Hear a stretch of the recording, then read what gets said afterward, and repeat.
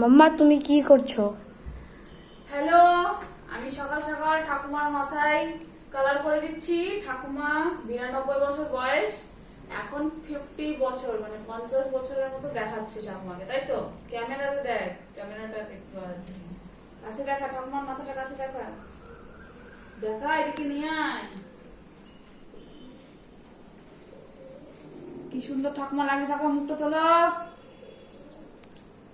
ফোনে দেখ, দেখতে পাচ্ছিস কি সুন্দর হয়ে গেছে দেখো ঠাকুমা, একদম মাথায় কালারে ভর্তি।